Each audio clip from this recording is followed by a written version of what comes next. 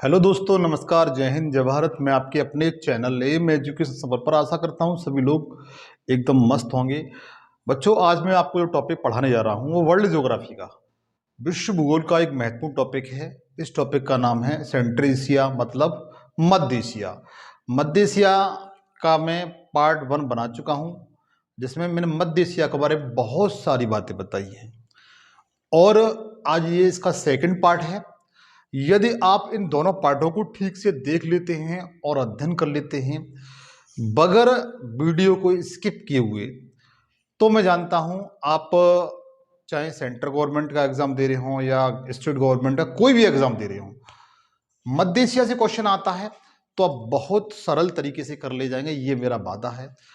इसके बाद दूसरा मित्र आपसे मेरा वादा और है कि मैं जीएस के ऑल सब्जेक्ट जैसे history, geography, polity, economics, general science के साथ करंट अफेयर बिल्कुल निःशुल्क पढ़ाता हूं, ये मेरा वादा है। यदि इस चैनल को आप सब्सक्राइब कर लेंगे, एम एजुकेशन सफर को, और वेल आइकन पर क्लिक करके ऑल पे सिलेक्ट कर लेंगे तो सारी कक्षाएं आपको बिल्कुल निःशुल्क मिलती रहेंगी। और इसके बाद आपसे तीसरा अनुरोध मेरा यह है कि ये जो क्लास है, इस क्लास में आप अध्ययन करने से पहले एक एटलस नाम की बुक आती है, जैसे ये वाली मैं दिखा देता हूं। ये एटलस नाम की बुक आती है, इसे आप खोल करके बैठ जाएं और इसमें निकालें सेंट्रल एशिया। सेंट्रल एशिया इसमें कहां पर है, मध्य एशिया कहां पर है, मध्य एशिया के कौन कौन से देश हैं। ये मैंने केवल एक चित्र बनाया था कल, इसमें फर्स्ट वीडियो बनाया था, उसका ही है, एक सिंबल है। मैं इस पर जो कुछ भी बताऊंगा आप इस मैप में देखते जाएं और एक नोट्स बनाते जाएं, जो आपके एग्जाम के लिए बहुत ही रामबाण साबित होगा। मैं वादा करता हूं बहुत रामबाण साबित होगा। इसलिए आपको ये एटलस का एक मैप ले लें सेंट्रल एशिया का, और आप उसी के साथ देखते जाएं। तो आइए मिलकर के हम लोग इसका अध्ययन करते हैं। लेकिन अध्ययन करने से पहले मैं जो कल का थोड़ा सा रिवीजन था उसे करा देता हूं, ताकि आपको दोनों सेशन लगभग समान से हो जाएं। तो देखिए, ये सेंट्रल एशिया है, मध्य एशिया है। मध्य एशिया में मैंने आपको बताए थे 5 देश बताए थे।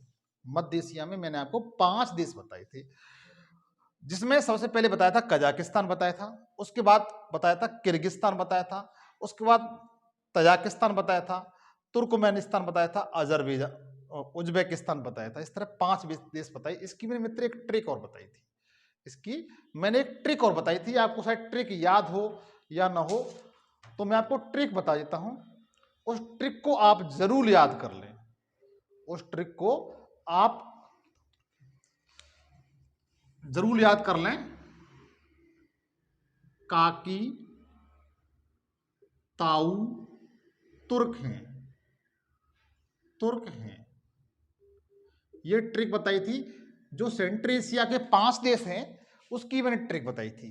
काकी ताऊ तुर्क हैं। इसमें का से आप देख सकते हैं कजाकिस्तान, कौन सा, कजाकिस्तान। उसके बाद दूसरा जो का है, दूसरा जो का है उससे किर्गिस्तान, कजाकिस्तान ये है, उसका किर्गिस्तान ये वाला है, ठीक है। दूसरे नंबर पर क्या बताया था, किर्गिस्तान। तीसरे नंबर पर ता से मैंने बताया था तजाकिस्तान, कौन सा, तजाकिस्तान।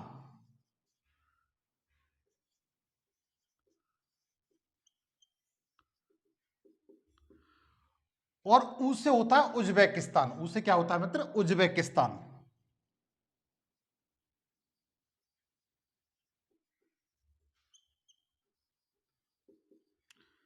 बच्चों निश्चित बता रहा हूं, यहां से क्वेश्चन आता है, और इस सेशन को आप बगैर इसकी ठीक से देखेंगे तो आप कोई भी एग्जाम दे रहे हो, उत्तर प्रदेश लोक सेवा आयोग से, मतलब पीसीएस से लेकर के, पीसीएस प्री से लेकर के कोई भी एग्जाम दे रहे हैं, वहां पर यह क्वेश्चन आता है तो बहुत आराम से कर ले जाएंगे। उससे होता है उज्बेकिस्तान, और तुर्क से होता है तुर्कमेनिस्तान, तुर्कमेनिस्तान। ये मैंने ट्रिक बताई थी। काकी ताऊ तुर्क, तुर्क हैं, तो कजा से क से कजाकिस्तान, किर्गिस्तान, ता से तजाकिस्तान, उ से उज्बेकिस्तान, और तुर्क से तुर्कमेनिस्तान। मित्र ये सेंट्रल एशिया के 5 देश हैं और पांचों देश बहुत ही महत्वपूर्ण हैं। वर्तमान समय में विश्व के जितने भी देश हैं वो देश इसे अपना एक ऑप्शन के रूप में देख रही है। चीन है, इधर साइड चीन है, बता चुका हूं। चीन जो देश है, जो सेंट्रल एशिया के 3 देशों से वो अंतरराष्ट्रीय सीमा रेखा ही बनाता है। मैंने बताया इनका इंपोर्टेंस ही क्या है, महत्व, मतलब जो वर्ल्ड के जितने देश हैं इन्हें ऑप्शन के रूप में क्यों देख रहे हैं, इसका क्या इंपोर्टेंस ही है। तो इसकी इंपोर्टेंस यह है कि इन देशों में कच्चा तेल के भंडार हैं, प्राकृतिक गैस के भंडार हैं, यूरेनियम के भंडार हैं। आपने पढ़ा होगा, सुना होगा कि कजाकिस्तान है वह एशिया, मतलब पूरी दुनिया का, विश्व का, वर्ल्ड का यूरेनियम उत्पादन में पहले स्थान पर है। तो क्यों नहीं दुनिया इनकी तरफ देखेगी। इसलिए इन सब 5 जो सेंट्रल एशिया के 5 देश हैं इनकी तरफ दुनिया की नजरें बहुत तेजी के साथ गड़ी हुई हैं। रूस भी अपना स्पेस स्थापित बनाना चाहता है, चीन भी बनाना चाहता है, अमेरिका भी बनाना चाहता है। और हम कहाँ हैं, हम भारत यहाँ पर हैं। भारत भी इसके लिए बहुत कोशिश कर रहा है, क्योंकि भारत सेंट्रल एशिया में जाने के लिए यहाँ पर चाबहार बंदरगाह ईरान में बनाया हुआ है, जिसमें भारत ने अपनी योगदान दिया है, पैसा दिया है और अब ये चाबहार बंदरगाह को विकसित कर रहा है। यहां से वो इस तरीके से तुर्कमेनिस्तान इधर जा सकता है और इधर से होकर के अजरबैजान होकर के भी जा सकता है इस तरह रूस की तरफ। तो इसका इंपोर्टेंस ही है। अच्छा मित्र, क्वेश्चन पूछा जाता है कि इनकी राजधानी अक्सर पूछ ली जाती है, जो मैंने फर्स्ट वीडियो में बताई भी है, दोबारा और बता देता हूं। जैसे कजाकिस्तान की राजधानी कौन सी है, अस्ताना। अस्ताना है, कौन सी है मित्र, अस्ताना इसकी राजधानी है।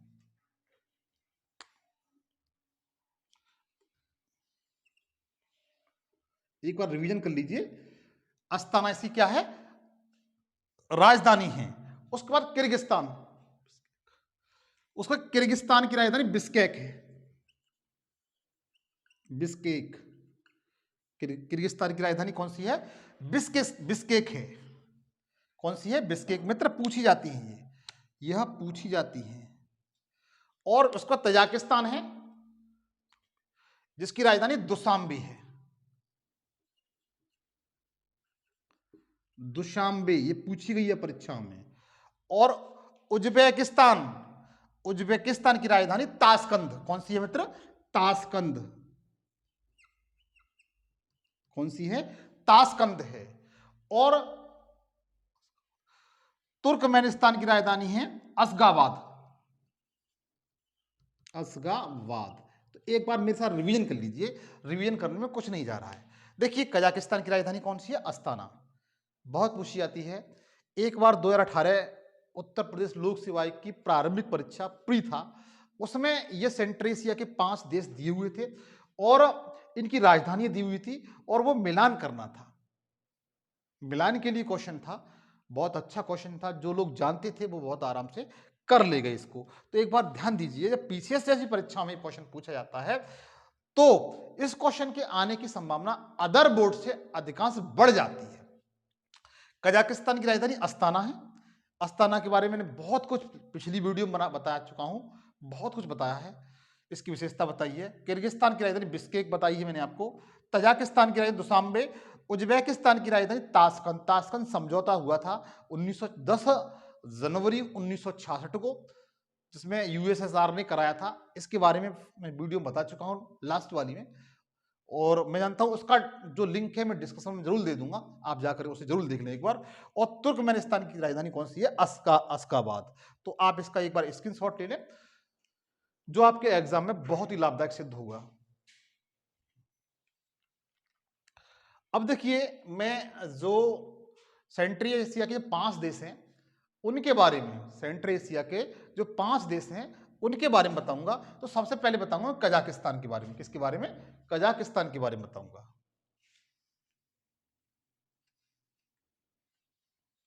मैं यहाँ के प्रत्येक देश को बहुत अच्छी तरीके से डिफाइन करूंगा, बशर्ते यह है कि आप वीडियो पर लास्ट तक बने रहिए। आप वीडियो पे लास्ट तक बने रहिए। देखिएगा, अब मैं बता रहा हूं आपको कजाकिस्तान के बारे में। किसके बारे में, कजाकिस्तान के बारे में।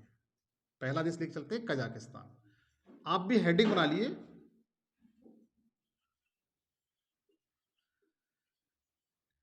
पहली बात मैंने आपको बताई, कजाकिस्तान की राजधानी कौन सी है? अस्ताना। इसकी जो कैपिटल कौन सी है मित्र? अस्ताना।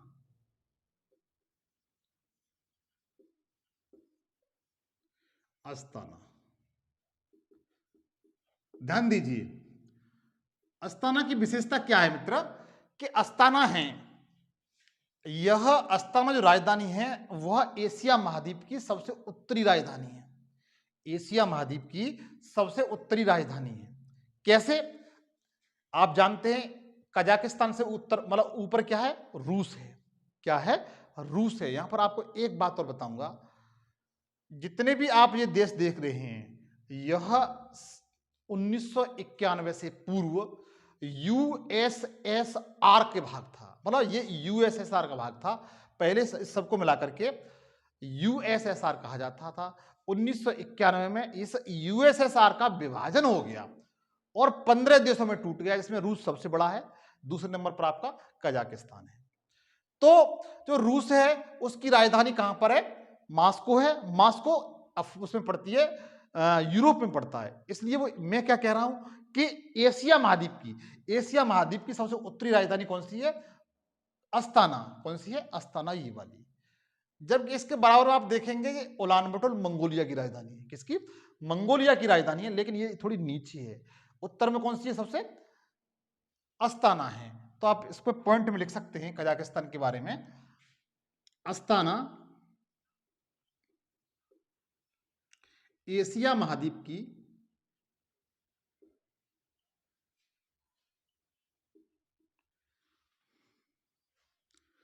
सबसे उत्तरी राजधानी है।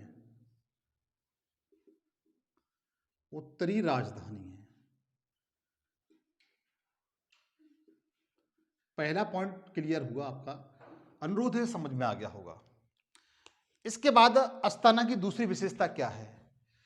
अगर पूछा जाता है कि दुनिया का सबसे ठंडा स्थान कौन सा है, तो आप वर्खोयांश बता सकते हैं। मैंने कल पूछा भी था, लोगों ने कमेंट्स करके बताया भी उसका आंसर मुझे, कि जो रूस में वर्खोयांश है वह पूरी दुनिया का सबसे ठंडा स्थान है।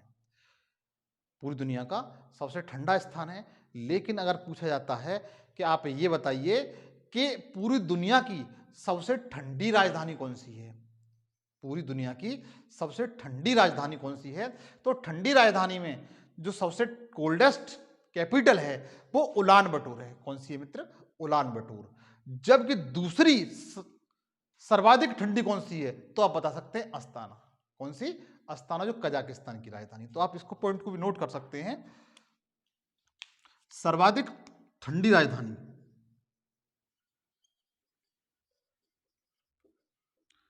ठंडी राजधानी जिसकी बता रहा हूं मैं राजधानी, वो है मित्र उलान बटोर। उलान बटोर किसकी राजधानी है? मंगोलिया की। उलान बटोर, उलान बटोर किसकी है? मंगोलिया की है। जबकि दूसरी सर्वाधिक ठंडी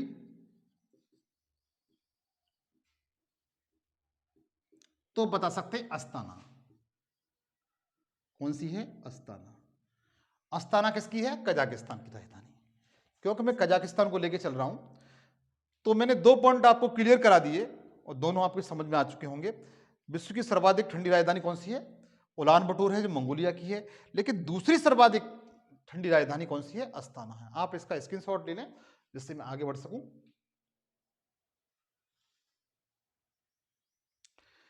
इसके बाद देखेंगे आप, जो कजाकिस्तान है मित्र, वह क्षेत्रफल की दृष्टि से, क्षेत्रफल की दृष्टि से दुनिया का 9वां सबसे बड़ा देश है। कौन सा? 9वां सबसे बड़ा देश है। समझिएगा, जब तक आप समझेंगे नहीं तब तक कुछ पल्ले नहीं पड़ेगा। और जो जिस टारगेट के लिए आप अध्ययन कर रहे हैं उससे भटक जाओगे। तो ध्यान से देखिए, मैं बता रहा हूं कि क्षेत्रफल की दृष्टि से जो कजाकिस्तान है वह पूरी दुनिया में 9वां स्थान रखता है। जैसे क्षेत्रफल की दृष्टि से सबसे बड़ा रूस है, कनाडा, रूस, कनाडा, चीन, संयुक्त राज्य America, Brazil, Australia, Bharat, Sudan और कजाकिस्तान। इस तरह से 9वें स्थान पर है। एक बार फिर देख लीजिए, क्षेत्रफल की दृष्टि से विश्व के सबसे बड़े देश, अगर लिखना चाहो तो लिख लीजिए, मैं लिख देता हूं, क्षेत्रफल की दृष्टि से विश्व के सबसे बड़े देश।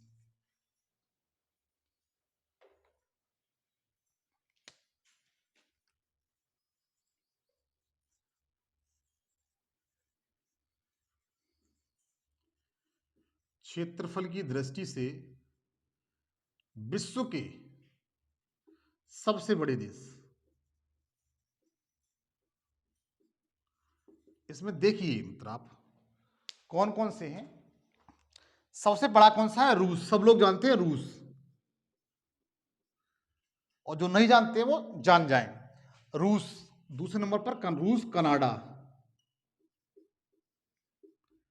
तीसरे नंबर पर, चीन चौथे नंबर पर, यूएसए उसके पांचवें नंबर पर ब्राजील है। कौन सा है? ब्राजील। छठवें नंबर पर रूस, कनाडा, चीन, संयुक्त राज्य अमेरिका, ब्राजील, ऑस्ट्रेलिया, ऑस्ट्रिया यानी ऑस्ट्रेलिया, ऑस्ट्रेलिया।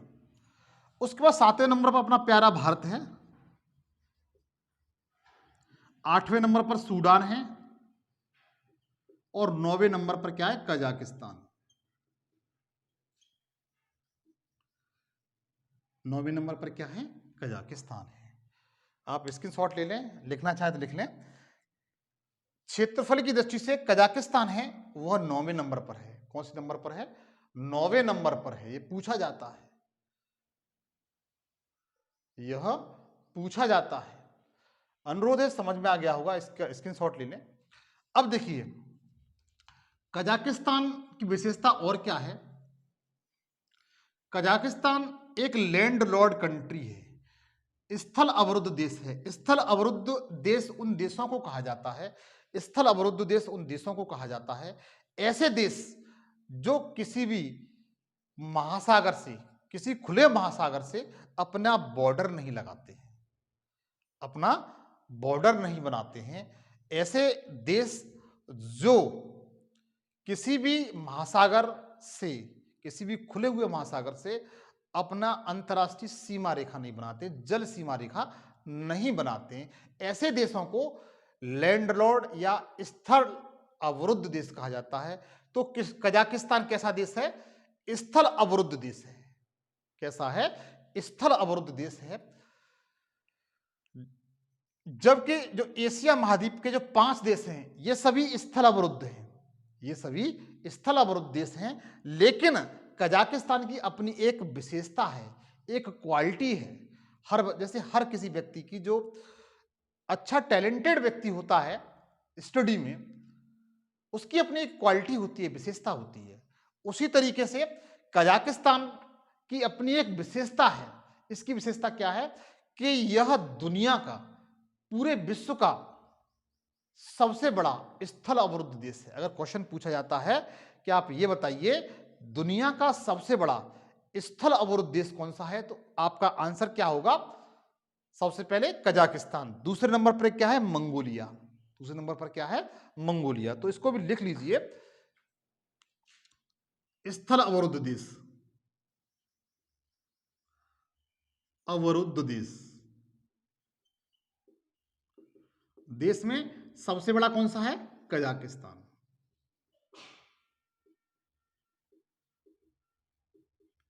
दूसरे नंबर पर कौन सा है मित्र? मंगोलिया। वही मंगोलिया जिसकी राजधानी उलान बटूर है। कजाकिस्तान की राजधानी अस्ताना है। तो जो ये कजाकिस्तान है, यह पूरी दुनिया का, एशिया का सबसे बड़ा स्थल अवरुद्ध देश है। ये आपके एकदम क्लियर हो गया होगा। जबकि दूसरा कौन सा है? मंगोलिया है मित्र। कौन सा है? मंगोलिया है। इसे आप नोट कर लें।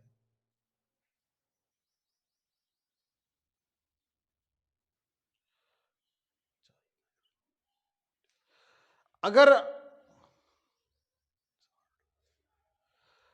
अगर तीसरे नंबर पर पूछा जाए तो तीसरे नंबर पर जो देश होंगे वो अफ्रीका महाद्वीप के होंगे। किसके? अफ्रीका महाद्वीप के होंगे। जैसे चाड, कौन सा? चाड। चौथे नंबर पर नाइजर, पांचवें नंबर पर माली। ये सब लैंडलॉर्ड कंट्री हैं, लेकिन मैंने क्षेत्रफल की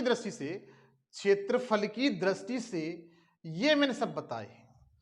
तो पूछा जाता है कि आप ये बताइए, दुनिया के 5, अगर आपको मेंस वगैरह लिखने का मौका मिलता है, अगर लोक सेवा आयोग में आप मेंस लिखते हैं और उसमें पूछा जाता है कि दुनिया के 5 सबसे बड़े स्थल अवरुद्ध देश बताइए, तो आप इनको लिख सकते हैं। आपका जो भी नंबर होगा वो क्लियर हो जाएगा। सबसे बड़ा कौन सा है?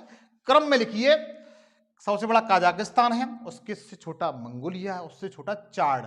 चाड, ये जो तीनों देश हैं, चाड, नाइजर और माली, ये अफ्रीका महाद्वीप की। किसकी हैं? अफ्रीका महाद्वीप की।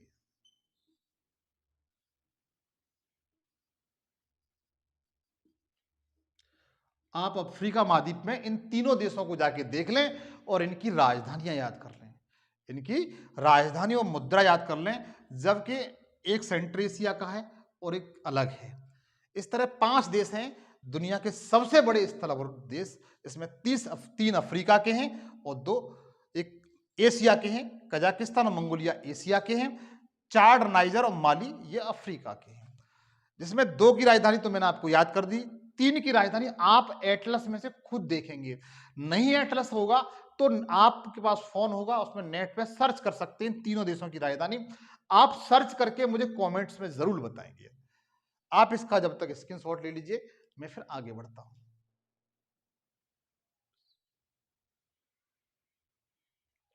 इसके बाद देखिए मित्र, मैंने आपको अभी एक बात बताई थी कि 1991 से पहले 1991 से पहले ये सब कुछ आप देख रहे हैं, सेंट्रल एशिया के 5 देश और इधर 3 देश, इन्हें काकेशस देश कहा जाता है। अजरबैजान, जॉर्जिया और आर्मेनिया, ये 3 देश और हैं। आर्मेनिया,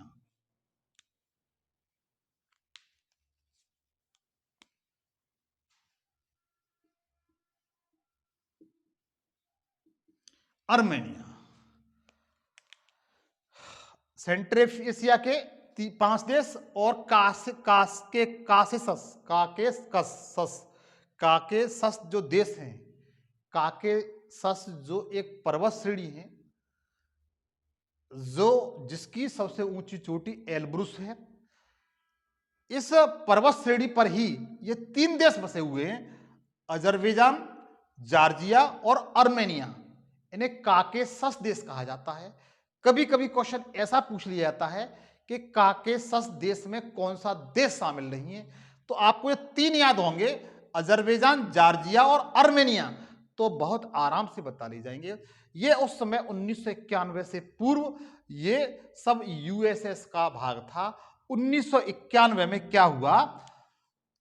1991 में यूएसएसआर का विभाजन हो गया 15 देशों में। किसमें?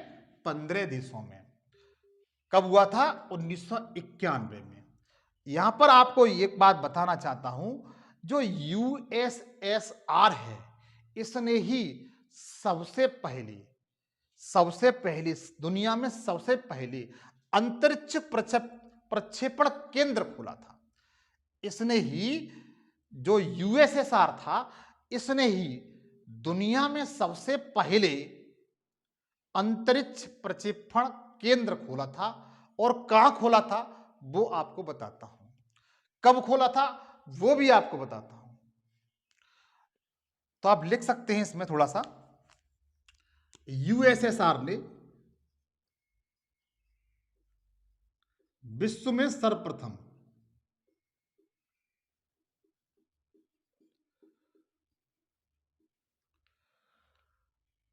अंतरिक्ष प्रक्षेपण केंद्र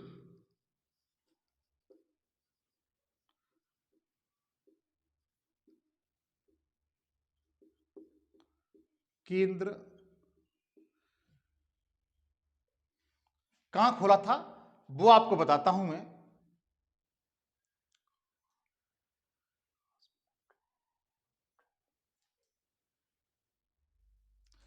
यह वर्तमान कजाकिस्तान में, वर्तमान कजाकिस्तान में कास्मोड्रोम, कास्मोड्रोम यहां पर है मित्र। ये अरल सागर है, ये अरल सागर है जो आपको ये दिखाई दे रहा है, ये अरल सागर है। अरल सागर कजाकिस्तान और उज्बेकिस्तान के मध्य स्थित है। क्वेश्चन यही पूछा जाता है, अरल सागर किन दो देशों के मध्य है, तो बता सकते हैं कजाकिस्तान और उज्बेकिस्तान के मध्य स्थित है। इसी के तट पर, इसी के तट पर कास्मोड्रोम, कौन सा मित्र, कास्मोड्रोम, यहां पर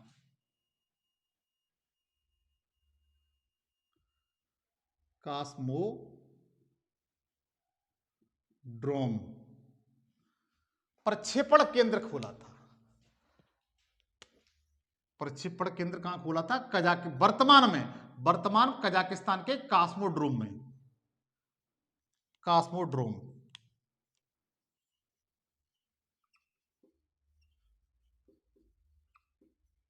और कास्मोड्रोम कहां पड़ता है, कजाकिस्तान में। कहां पड़ता है मित्र, कजाकिस्तान में, वर्तमान कजाकिस्तान में।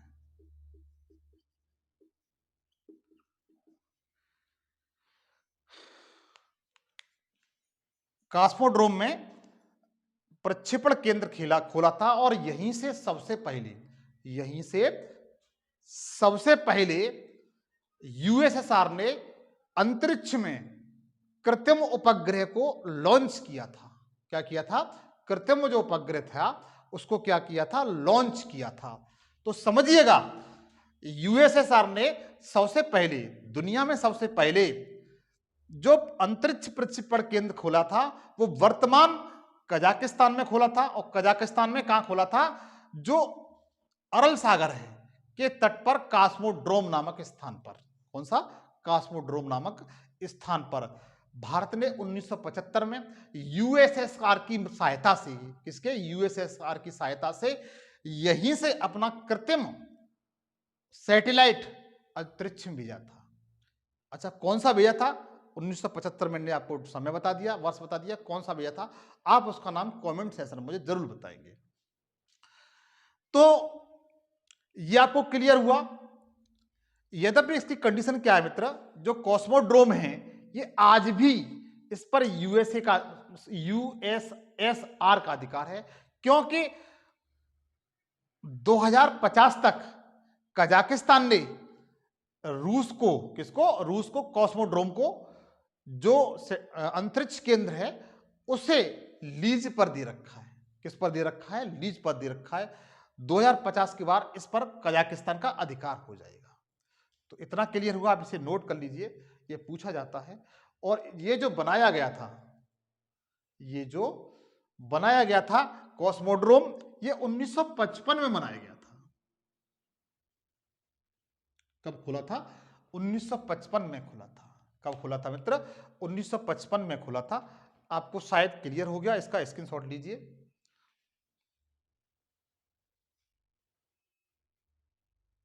अब देखिए, अब मैं बताता हूं, जो कजाकिस्तान है,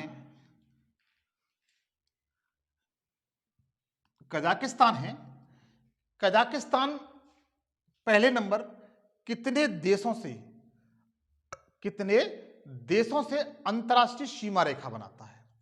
जो कजाकिस्तान है, मान के चलो ये कजाकिस्तान है, ये क्या है, कजाकिस्तान है। ये पूछा जाता है कभी,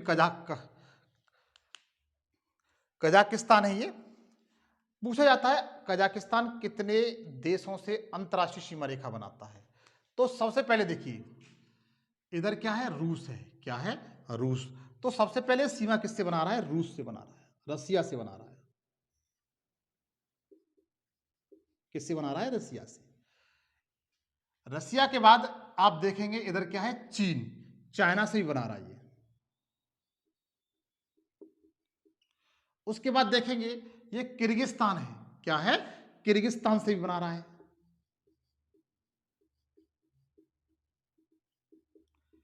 उसके बाद किर्गिस्तान के बाद उज्बेकिस्तान से भी बनाता है ये। किससे? उज्बेकिस्तान। दक्षिण में किससे बना रहा है? उज्बेकिस्तान से।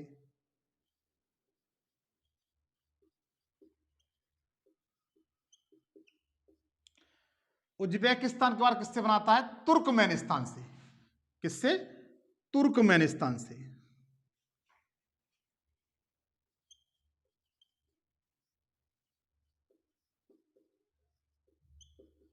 बच्चा समझिए मित्र, ये पूछे जाते हैं ये क्वेश्चन कि कजाकिस्तान, इसकी अपनी विशेषता है, यूरेनियम उत्पादन में दुनिया में यह पहले स्थान पर है। लगभग पूरी दुनिया का 42% यूरेनियम कजाकिस्तान ही पैदा करता है मित्र, इसलिए इसकी इंपोर्टेंस सबसे ज्यादा है। तो यहां से क्वेश्चन बनना हर तरीके से एक लाजिम और छोटी सी बात है। तो क्वेश्चन पूछा जा सकता है कि आप ये बताइए कि कजाकिस्तान कितने देशों से अंतरराष्ट्रीय सीमा रेखा बनाता है? तो सबसे पहले रूस, चाइना, किर्गिस्तान, उज्बेकिस्तान और तुर्कमेनिस्तान। सबसे लंबी बनाता है वो आपकी बनाता है रसिया से, सबसे कम बनाता है वो बनाता है तुर्कमेनिस्तान से।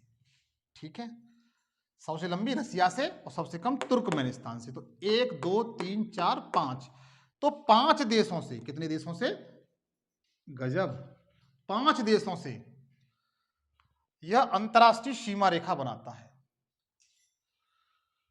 5 देशों से यह अंतरराष्ट्रीय सीमा रेखा बनाता है। जो क्वेश्चन पूछा जाता है रसिया से, चाइना से, किर्गिस्तान से, उज्बेकिस्तान से और तुर्कमेनिस्तान से।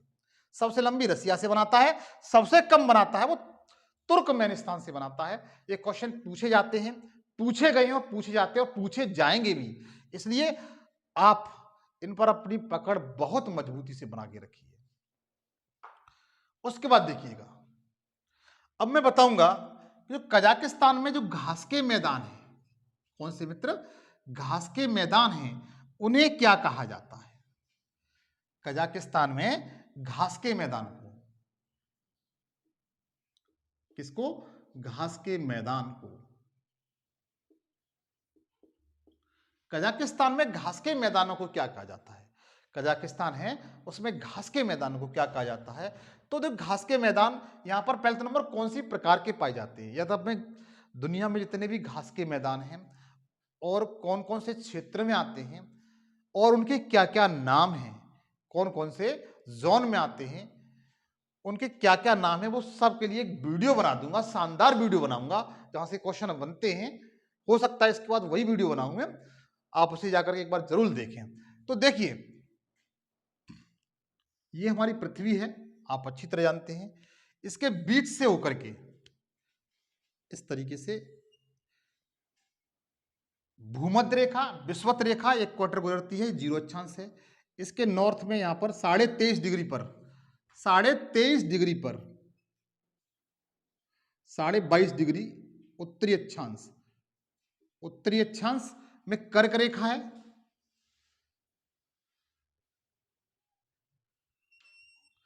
और 23.5 डिग्री, 23.5 डिग्री साउथ में मकर रेखा है। कौन सी रेखा है? मकर रेखा है। और इसके बाद 66.5 डिग्री पर यहां पर नॉर्थ में आर्कटिक वृत्त है।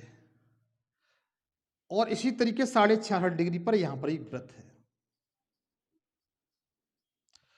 तो देखिएगा, जो ये वाला क्षेत्र है, ये वाला क्षेत्र है कर्क रेखा और मकर रेखा के बीच का जो क्षेत्र है, इसे उष्णकटिबंधीय क्षेत्र कहा जाता है। उष्णकटिबंधीय।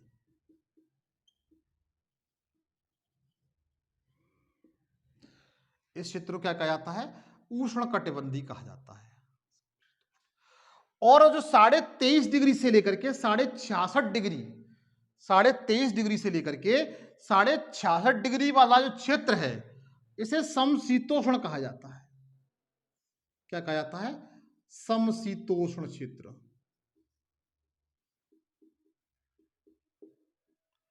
क्या कहा जाता है? समशीतोष्ण क्षेत्र कहा जाता है। और जो 86.5 डिग्री से 90 अंश तक का जो है वो शीतोष्ण क्षेत्र कहा जाता है। कौन सा कहा जाता है? शीतोष्ण। तो अब आइए हम कजाकिस्तान पर। कजाकिस्तान है वह लगभग लगभग समशीतोष्ण क्षेत्र में पड़ता है। किस में पड़ता है? समशीतोष्ण क्षेत्र में। ये वाला क्षेत्र है समशीतोष्ण क्षेत्र में पड़ता है। कौन सा क्षेत्र पड़ता है?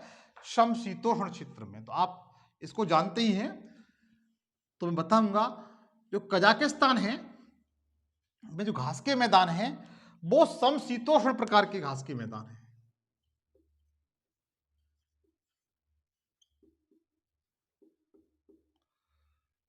घास के मैदान कौन से मित्र? समशीतोष्ण घास के मैदान है। पहली विशेषता कि अगर पूछा जाता है कजाकिस्तान में किस प्रकार के घास के मैदान है, समशीतोष्ण घास के मैदान है, यह क्वेश्चन पूछा जाता है। आप नोट करते जाइए।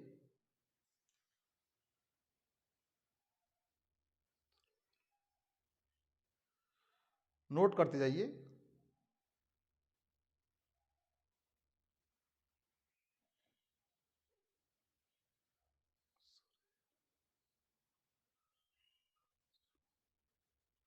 अच्छा, कजाकिस्तान में जो घास का मैदान है वो कौन सा है?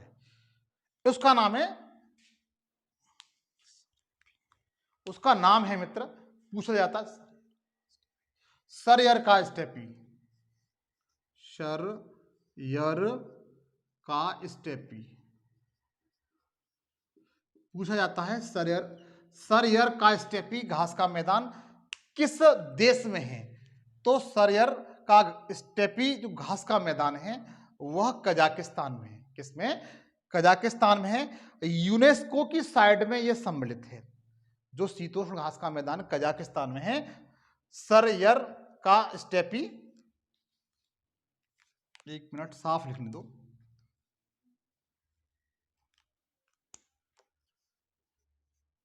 सरयर का स्टेपी ये है मित्र। ये कहां पर है? कजाकिस्तान में। ये पूछा जाता है सरयर का स्टेपी कहां पर है? कजाकिस्तान में है। किस प्रकार का है? समशीतोष्ण घास के मैदान है। कौन से? समशीतोष्ण घास के मैदान है। आप इसको नोट कर लें। और यह सरयर का स्टेपी है, यह यूनेस्को की साइड में सम्मिलित है। यूनेस्को की साइट में सम्मिलित है, शामिल है। इंपोर्टेंट है, नोट कर लीजिए आप। उसके बाद देखिएगा जो कजाकिस्तान है वह यूरेनियम उत्पादन में, किसमें? यूरेनियम उत्पादन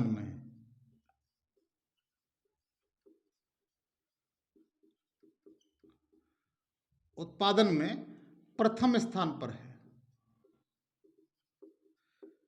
लगभग 42% ये प्रोडक्शन करता है। कितना? 42% प्रोडक्शन करता है। दुनिया में सबसे अधिक जो यूरेनियम है निकाला जाता है, प्रोडक्शन होता है, वो कजाकिस्तान से ही निकाला जाता है। किससे? कजाकिस्तान से निकाला जाता है। और जो दुनिया में सर्वाधिक है, पहले स्थान पर तो आपका कौन सा हुआ? कजाकिस्तान। पहले स्थान पर कजाकिस्तान,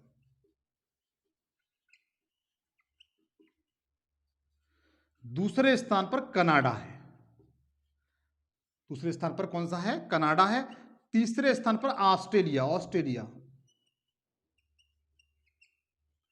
तीसरे स्थान पर कौन सा है? ऑस्ट्रेलिया है। तो पहले स्थान पर यूरेनियम उत्पादन में कौन सा? कजाकिस्तान है। दूसरे स्थान पर कनाडा है और तीसरे स्थान पर मित्र क्या है? ऑस्ट्रेलिया है, जिसकी राजधानी कैनबरा है।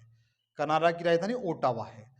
ये पूछे जाते हैं, आपने नोट कर लें, जहां से क्वेश्चन आने की प्रबल संभावना रहती है। अब देखिए, मैं बता रहा था, स्क्रीनशॉट ले लीजिए प्लीज इसका। अब देखिए मित्र,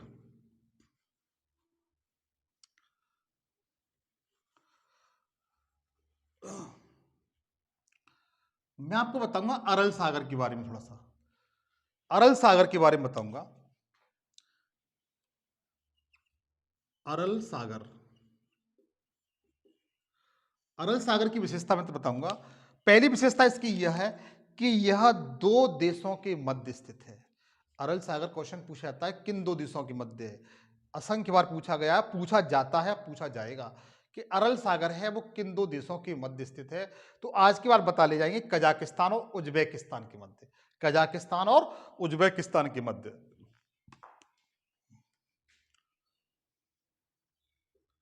कजाकिस्तान प्लस उज्बेकिस्तान।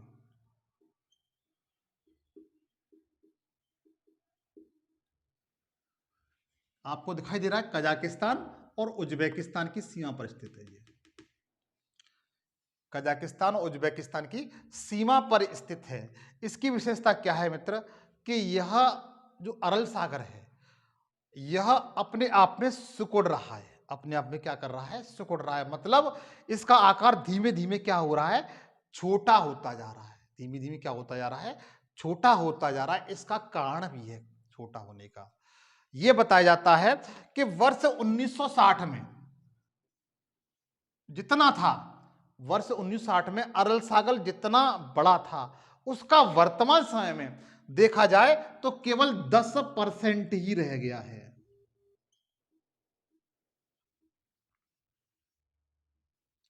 कितना रह गया है, 10% ही रह गया है। समझिए जितना भी बड़ा था ये 1960 में अरल सागर, उसका लगभग लगभग केवल 10% ही शेष बचा है, बाद बाकी ये अपने आप में धीमे धीमे सिकुड़ रहा है, कम हो रहा है। इसकी विशेषता यह है। कारण भी है सिकुड़ने का, मैंने ये बताया क्योंकि कंडीशन क्या है इसकी, क्योंकि देखिए यहां इसमें दो नदियां हैं वो आकर गिरती है, इसमें जो नदियां हैं वो आकर गिरती हैं। उन नदियों को, उन नदियों को यूएसएसआर ने, यूएसएसआर ने उन नदियों के जो रास्ता था उन्हें, उनको, उनका जो रास्ता था उसे मोड़ करके उसके पानी को सिंचाई के लिए, फसलों की सिंचाई के लिए प्रयोग में कर लिया है। इसलिए यहां पर जो जल है नदियों का वो बहुत कम जा पा रहा है, वो बहुत कम जा पा रहा है। यद्यपि इस जल से ये तो सूख रहा है, सिकुड़ रहा है, लेकिन इसके जो नदियों का जो जल है उससे इन देशों में, सेंट्रल एशिया के जो देश हैं जैसे उज्बेकिस्तान, उज्बेकिस्तान में कपास की खेती सर्वाधिक मात्रा में होने लगी है और उज्बेकिस्तान कपास के निर्यात में अपना महत्वपूर्ण योगदान भी दे रहा है। क्योंकि कपास की खेती के लिए जो नदियां थी जो अरल सागर में जाकर गिरती थी उनके मुहाने, उनके रास्ते को मोड़ करके उसके पानी को सिंचाई के लिए प्रयोग किया जा रहा है, जिसमें उज्बेकिस्तान में कपास जैसी खेती बहुत ही उच्च क्वालिटी की होती है और वो उज्बेकिस्तान है कपास का निर्यात भी करता है। क्या करता है, निर्यात भी करता है।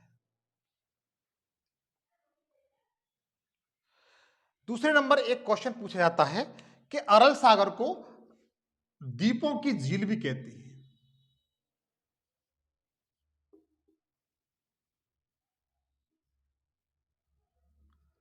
अच्छा क्वेश्चन है, पूछा जाता है, क्वेश्चन पूछा जाता है द्वीपों की झील किसे कहती है। क्वेश्चन पूछा जाता है कि द्वीपों की झील किसे कहते हैं, तो बता सकते हैं द्वीपों की झील अरल सागर को कहा जाता है। किसको कहा जाता है, अरल सागर को द्वीपों की झील कहा जाता है। अरल सागर को द्वीपों की झील कहा जाता है। यह पूछा गया है कई बार, कई बार पूछा गया है। उसके बाद देखिए मित्र, एक झील आपको यहां ये दिखाई दे रही है, एक झील आपको ये दिखाई दे रही है,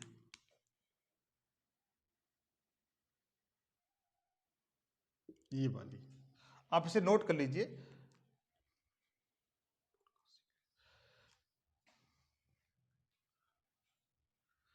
नोट कर लीजिए उसे। आपको कजाकिस्तान में एक झील दिखाई दे रही है। इस झील का नाम है वल्खस झील।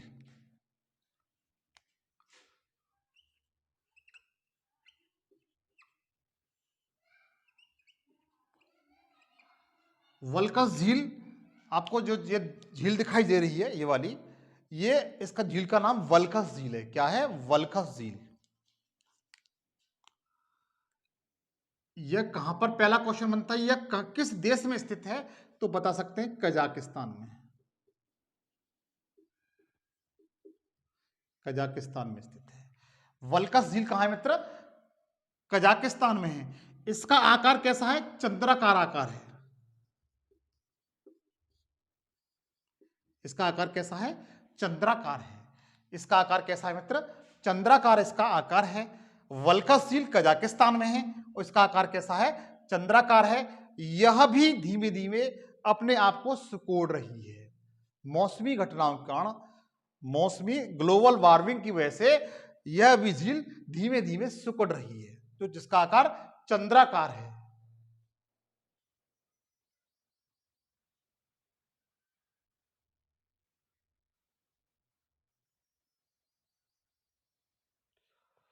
देखिए, मैंने आपको बताया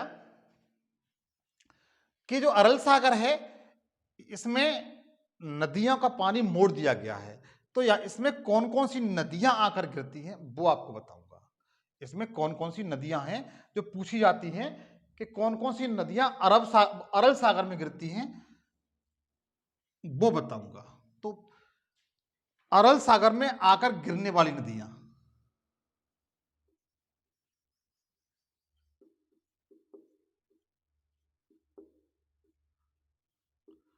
आकर गिरने वाली नदियां, नदियां तो दो नदियां हैं। कौन सी? एक है सिरदरिया,